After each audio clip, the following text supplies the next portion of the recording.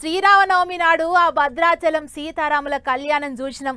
అందరం భక్తితోని దండం పెట్టుకున్నాం. రాసిపెట్టినోళ్లకు ఆ కళ్యాణం తలంబ్రాలు కూడా చేతికి అందినాయి. ఇప్పుడు నవం ఒడిచినాక 6 దినాలకు ఒంటిమిట్ట సీతారాముల కళ్యాణం కన్నుల పండుగ లెక్కనే జరిగింది. ఆ సీతారాముల వైభవం చూడనీకే 2 కళ్ళు సరిపోలేదంటే నమ్ముర్రి. ఇగో మీరు కూడా చూడుర్రి. ఆ చందమామ వెండి వెన్నెల పందిరేసిండు. మొగులు మీది సుక్కలన్నీ అందమైన మనుల తీరుగా మెరిసినాయి. ఒంటిమిట్ట సీతారాముల కళ్యాణం ఎప్పటికంటే కూడా ఈసారి ఇంగింత కవనీయంగా చేసిండ్రు. సీఎం చంద్రబాబు సారు సర్కారుల తరపుకెంచి సీతారాములకు పట్టుబట్టలు ముత్యాల తలంబ్రాలు సమర్పించిండు. తత్తిమ లీడర్లంతా కూడా దేవుని కార్యానికి పోయిండ్రు. 52 ఎకరాలలో కట్టిన కళ్యాణ మండపంలో ఈసారి మస్తు ఘనంగా చేసిండ్రు ఏర్పాట్లు. భక్తుల కొరకు తీరొక్క సౌలతులు చేసిండ్రు. ఇక నిండు చంద్రుడు చల్లని వెన్నెలలు గురిపియంగా సీతారాముల కళ్యాణం కనులార చూసి ఒక్క తీరుగా సంబరపడ్డారు అందరూ.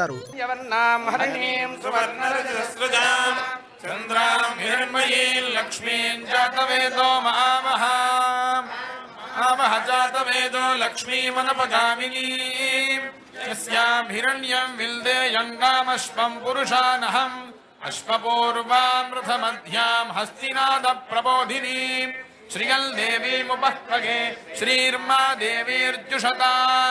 ఇగిదిట్లుంటే ఈసారి ఇంకో పెద్ద ముచ్చట ఒకటి ఉన్నది. ఒంటిమిట్టల వెలిసిన శ్రీ సీతారామ లక్ష్మణులకు 6,60,00,000 విలువ చేసే వజ్రాలు పొదిగిన బంగారు కిరీటాలు సమర్పించిండ్రు. Penna cements company owner Pratap Reddy ఆయన ఇంటోళ్ళంతా కలిసిపోయి బంగారు కిరీటాలను దేవునికి సమర్పించిండ్రు. మొత్తం 7 కిలోల బంగారంతో తయారు చేసిన 3 కిరీటాలను టీటీడీ చైర్మన్ ఈఓ సార్లకు అప్పచెప్పిండ్రు. కిరీటాలకు ప్రత్యేకంగా పూజలు చేసి అటెనక సీతారామ లక్ష్మణులకు అలంకరణ చేసిండ్రట. ఏమైనా ఈసారి కూటమి సర్కారుల చేతుల మీదకెళ్లి కళ్యాణం జరిగింది. వారం దినాల సంధి ఏర్పాట్లు జోరుగా చేసిండ్రు. భక్తులకు పంచిపెట్టనికే తిరుమల శ్రీవారి సన్నిధికేంచి 70,000 లడ్డూలు కూడా తీసుకొని వచ్చి పంచిపెట్టిండ్రు. ఇక అంతోడిసినాక కళ్యాణ తలంబ్రాలు నెత్తికిన్ని అందుకొని సంబురంగా ఇంటికి పోయిండ్రు జనాలు.